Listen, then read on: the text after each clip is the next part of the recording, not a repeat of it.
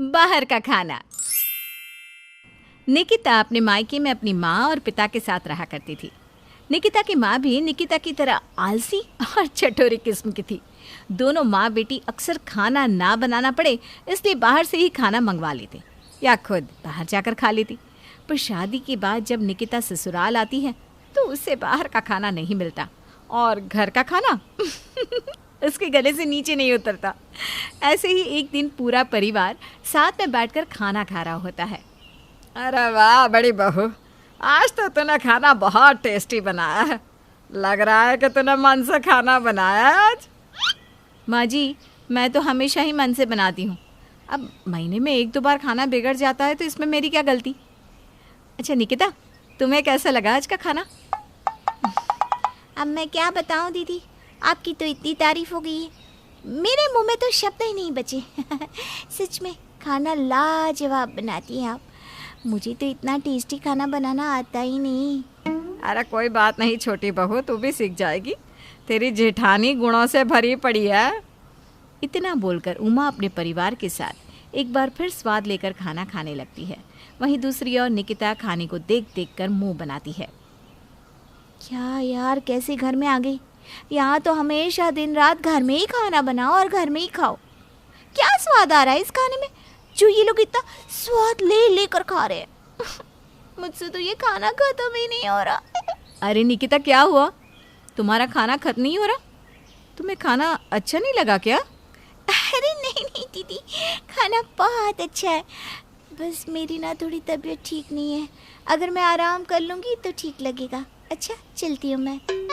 निकिता तबीयत खराब होने का बहाना लगाकर अपने कमरे में चली जाती है और अपने पति नितिन को फ़ोन करती है। नितिन कहाँ हैं आप? देखिए जहाँ भी है वहाँ से आते हुए मेरे लिए बाहर का कुछ भी खाने को ले आना।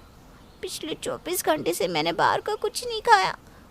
मुझसे खाना नहीं खाया जा रहा। मेरा गला भी सूख रहा है बाहर का खाना खाने के लिए।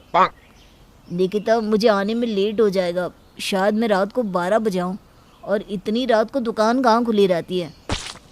नहीं ला सकती, मेरे लिए तो बाहर से कुछ ऑर्डर कर दीजिए। मैं घर में किसी को पता नहीं चलने दूंगी और छुप कर अपने कमरे में खा लूँगी।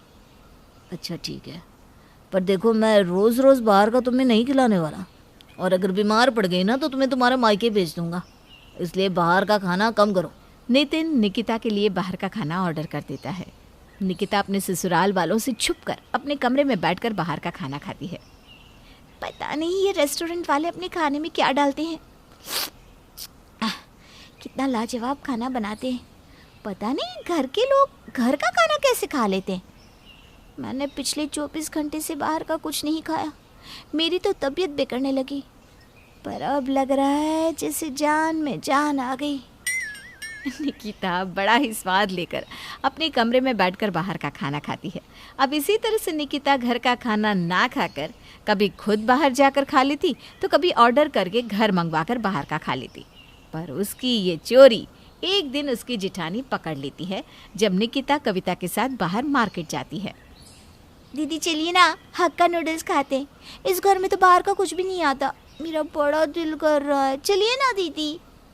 अरे निकिता, मैं बाहर का नहीं खाती। मेरा तो जो भी मन करता है घर में ही बनाकर खा लेती हूँ। वैसे भी मैं कुछ दिनों से नोटिस कर रही हूँ तुम घर में खाना नहीं खा रही, और मैंने तुम्हें अक्सर देखा है बाहर जाकर कुछ खाते हुए। अगर जिस दिन तुम बाहर नहीं जा पाती उस दिन मोहल्ले के किसी बच्चे से अपने लिए कुछ बाहर का खाने को मंगवा लेती हो। और एक दिन जब मैं तुम्हारा कमरा साफ़ कर रही थी तो मुझे पिज्ज़ा के कुछ बॉक्स पे मिले थे तुम्हारे कमरे में। सच सच बताना, तुम हमेशा बाहर का खाना खाती हो ना, इसीलिए घर में नहीं खाती ना?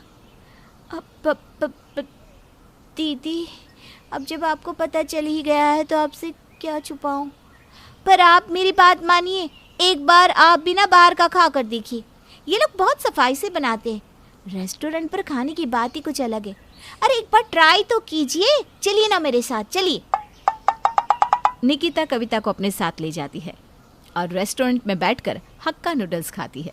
कविता को भी उस रेस्टोरेंट का हक्का नूडल्स बहुत पसंद आता है।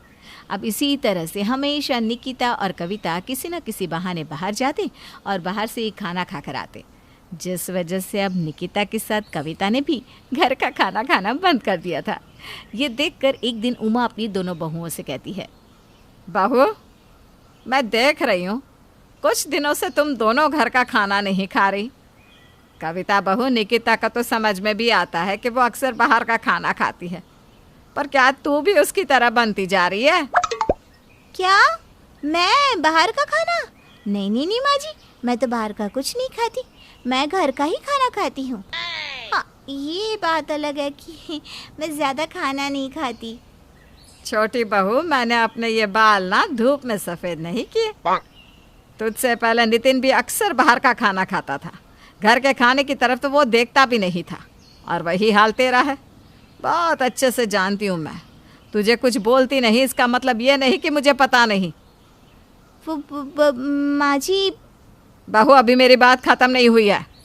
तुम दोनों को अक्सर बाहर जाकर खाते हुए देखते हूँ, और मोहल्ले के बच्चे भी मुझे सब बताते हैं कि कैसे तुम दोनों बच्चों से बाहर की चीज़ मंगवाती हो।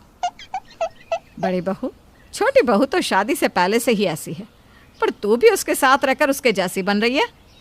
अब ऐसा नहीं है माँ जी, वो तो निकिता ने ज़िद की और उसने मुझसे कहा कि काफ़ी दिन से इसने बाहर का कुछ खाया नहीं, तो मैं बस निकिता को कंपनी दे रही थी खाने में।